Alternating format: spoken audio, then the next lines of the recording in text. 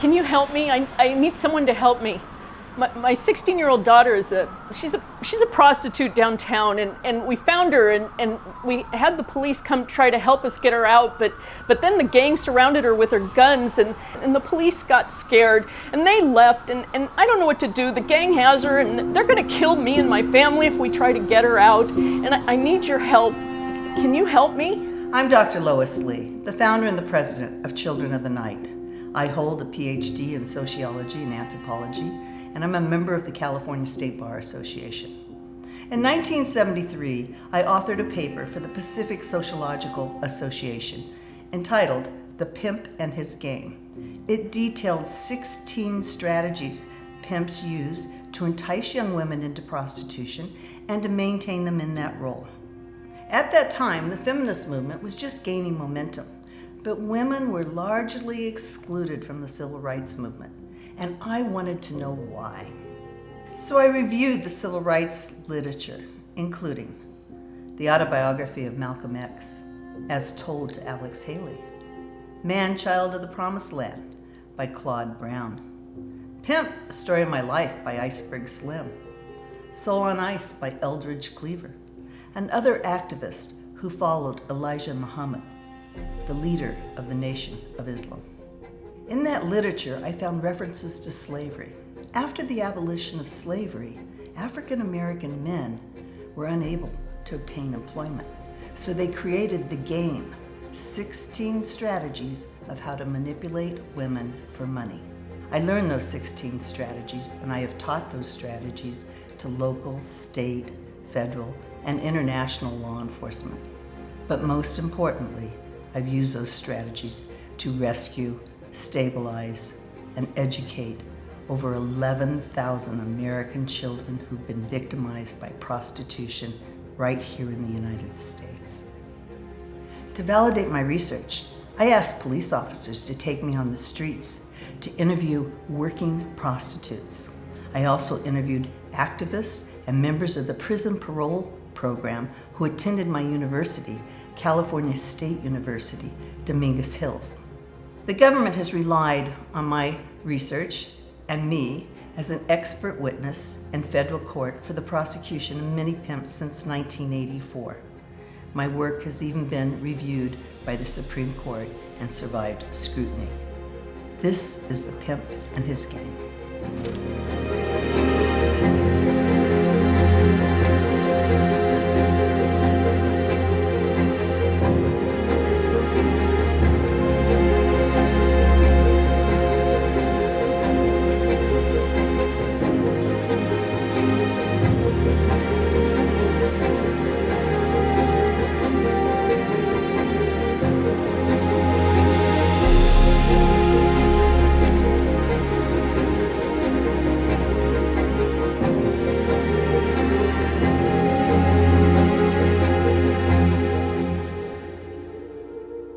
To be a successful pimp, you must have a gift of gab. Beating a woman into submission is not pimping. Few understand the nature of the pimp-prostitute relationship. In order for the police to arrest and prosecute a pimp, they must have a victim who's willing to testify, and oftentimes she's unwilling to do so. When I testify as an expert witness, my testimony is to educate juries as to why a young woman would prostitute, why she would give a pimp all of her money, why she would put up with the beatings and still stay with him. And that prostitute victim must be willing to testify. And oftentimes she's terrified to testify because of the games that the pimp has played on her mind. I've been testifying since 1984 for the federal government to explain to juries the psychological strategies, these 16 strategies of how pimps manipulate and maintain prostitutes in that role. And that is the reason, the sole reason they sometimes appear as willing victims. When asked by the prosecution if I'd like to meet the victims, read the police reports, I always say no. Just put me on the stand, ask me about the 16 strategies, ask me how he controls her and manipulates her. Then put the young lady on the stand and let her tell her story. The stories always match. We have never lost a case. Strategy number 1, fainting. A pimp lies about everything. His age, his marriages, where he grew up, his education, his favorite food. He does it to become a psychological puzzle. He tries to get the victim to engage to try and figure out what is true. And once he can get her to engage and to pursue the truth, he assumes psychological control. Strategy number 2, creating the illusion of control. The pimp looks for a victim who has lost her sexual dignity. He tells her, you don't have to lay in your bed at night and wait for your daddy to come in and have sex with you. You don't have to let your parents sell you for drugs. All men want from you is sex. Just look around. I can show you how to have sex with men, make them pay you for it, and you can control the sex. I can put you in control of the sexuality. This is the illusion of control. It's a movement from being sexually exploited into being in control of the sexual exploitation and to get paid for it. Strategy number 3, it's you and me against the world. A pimp will point out the similarities in terms of their disadvantages. He'll say, look, I've been exploited by racism and poverty. You've been sexually exploited and raped. You and I can work together in order to build a business, to have a home, to have children, and to even get married. We can take advantage of squares by using them to get the lifestyle that they have. It's you and me against the world. This is a very powerful alliance for a young woman who's never had control over her life. Strategy number 4, identity conversion. He presents a positive characteristic with a negative characteristic, such as, you may not be pretty enough to be a prostitute. You may not be smart enough to be a prostitute. And in order to reduce her psychological discomfort, she will comply in terms of his expectations. He says only stupid people have those low-paying jobs. Look at the lives they live. We can have a wonderful life together because we're smarter than squares. Strategy number 5, establishment of performance expectations. The first thing a pimp does is a deep quiz. He wants to find out what his victim cares about. Is it her grandma, her mother, her little sister? Maybe it's just her dog. But he will use that in order to manipulate her and make her earn more money. For instance, if you don't bring in more money, I'm going to go get your little sister and put her out here with you in order to help you bring in your quota. When a pimp abuses his prostitute, he uses ritualistic abuse. He may beat her with a pimp stick on the back of her legs, and then he will pour alcohol or vinegar in those wounds in order to torture her. She knows if she leaves with nothing but the clothes on her back. This is how he sets up the expectations of her performance. Strategy number 6, establishment of social barriers. The pimp defines all of the relationships for the prostitute. Other prostitutes, she's not really to talk to. And she knows that if she does, and they go to their pimp and tell them that she's talking, that she's going to be punished. She also knows that those other prostitutes are competing to be in her position. Cops, he tells her, if a cop finds out that you have a pimp, he's going to be harder on you. And oftentimes he'll make a prostitute think she committed other kinds of crimes so that she's fearful of the cops. Because we all know one thing for sure. Cops can take away your freedom, and cops can put you in jail. Other pimps. Girls are told they cannot even look another pimp in the eye. That's considered cheating. They call it reckless eyeballing. And if you're caught looking at another pimp, you owe him money. And if you look at another pimp, you're going to get a beating for sure. Customers. Customers are referred to as tricks. The act of prostitution is also referred to as a trick. So the customer, the trick, represents everyone who has ever abused her in her life. He deserves to be cheated. He deserves to be taken advantage of. He deserves to be stolen. He's not even regarded as a human being in her eyes. And pimps almost always move the victim away from their hometown so they don't know where they are and they don't know anybody. In the prostitute's world, there are only 4 people: the customer, the cops, other prostitutes, and the pimps. She's very limited in her social contact outside of the world in which she lives. Strategy number 7, denial of responsibility. A pimp will never assume responsibility for the prostitute's decision to prostitute. He says, you were born a hoe, you're a hope to die hoe, you're always going to be a hoe. Even your daddy knew you were a hoe, and that's why he abused you. Strategy number 8, denial of love. The pimp plays a prisoner of love scene. When a young woman speaks out or embarrasses or humiliates him, he will often punish her, but follow it with tender lovemaking. I saw this once myself with a 13-year-old girl who walked into a pimp bar, charging her pimp and calling him names in front of the other pimps. He grabbed her by the hair, he took her into the alley, he kicked her in the stomach, he kicked her in the head, and then he threw her in the car and he drove off. The next day I said to her, Linda, why did you do that? You knew what he was going to do to you. She was black and blue and bloody. And she said, because I knew after he beat me, he'd make love to me. Strategy number 9, the illusion of expectation. No one expects to be a prostitute forever. It's only a temporary solution to a current problem. We're going to work together. We're going to build a business.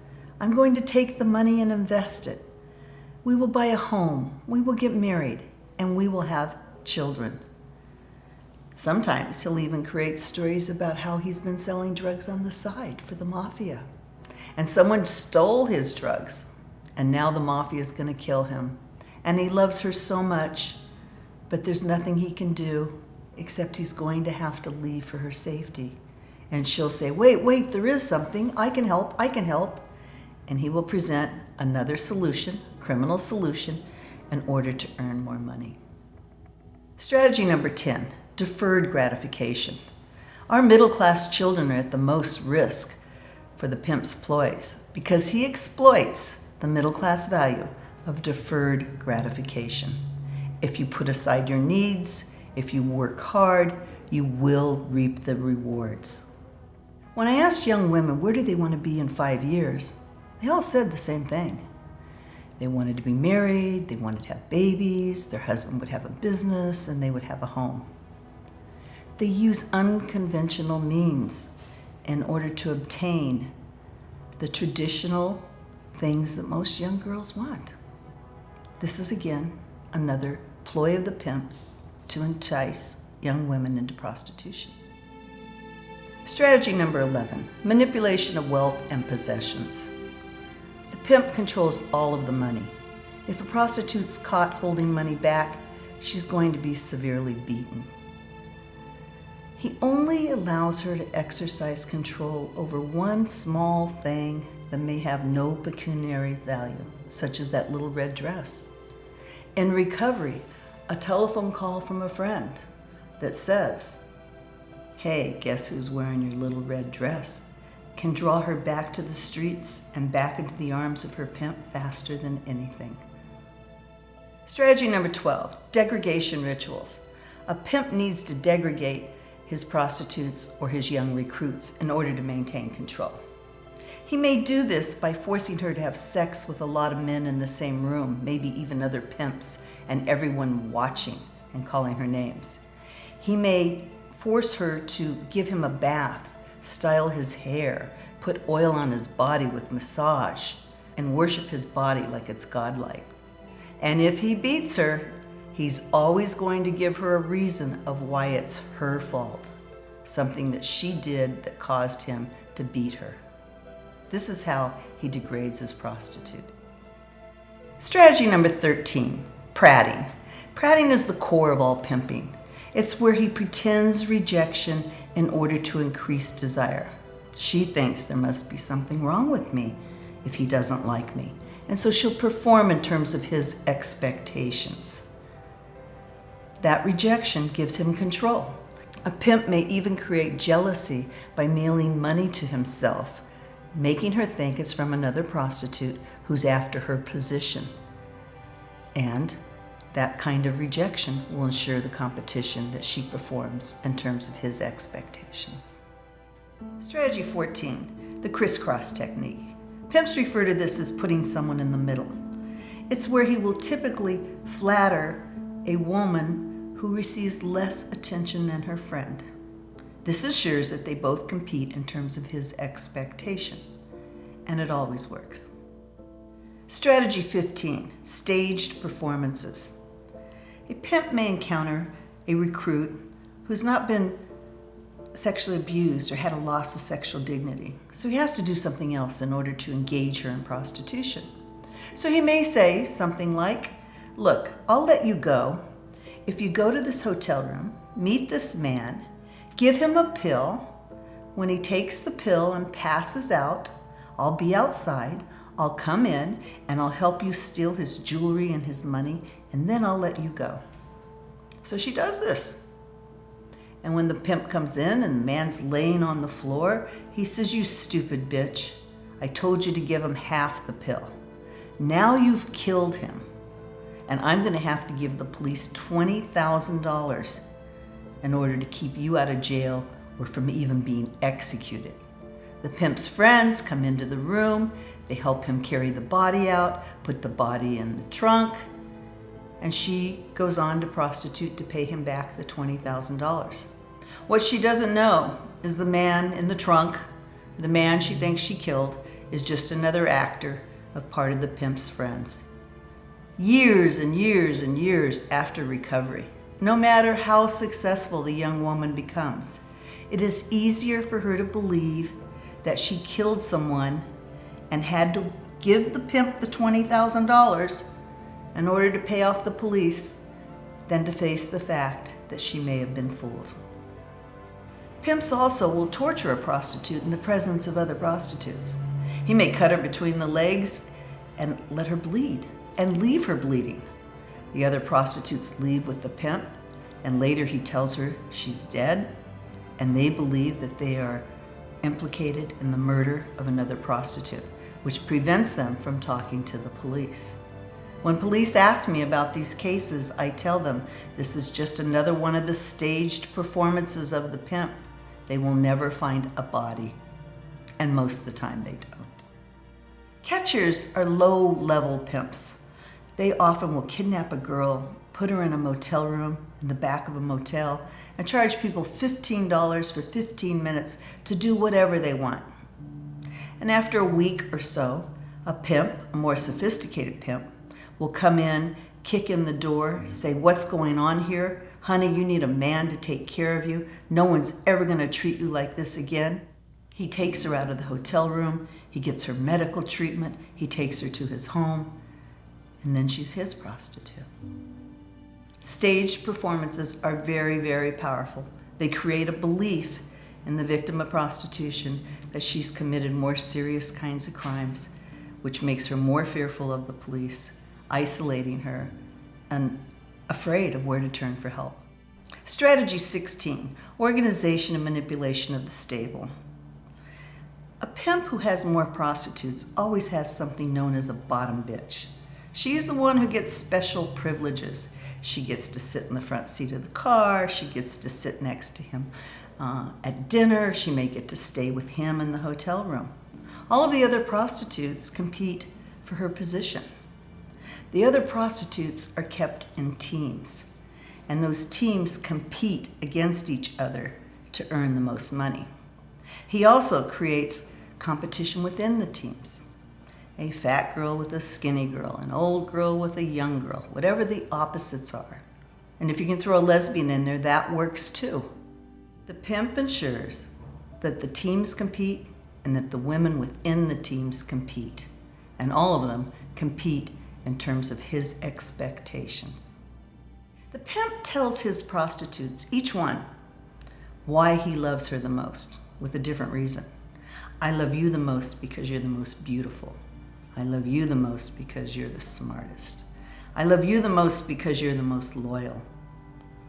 And we're just using the other girls until it's you and me that are going to have the house and the business and the babies. And then when prostitutes talk among themselves, and sometimes they do, one may go to the pimp and confront him. I hear you like her the most. And he will say to her, bitch, don't you understand? She knows I love you the most. And she knows if you leave, she moves into your position and receives all the rewards. This ensures that a group of women who are working as prostitutes stay with the pimp. I'm Dr. Lois Lee, the founder and the president of Children of the Night. Since 1979, I have used these strategies in my work with over 11,000 children who've been victimized by prostitution right here in the United States. I have rescued, stabilized, and educated these children, and by sharing my knowledge of the game, I have assured that they will never return to a pimp.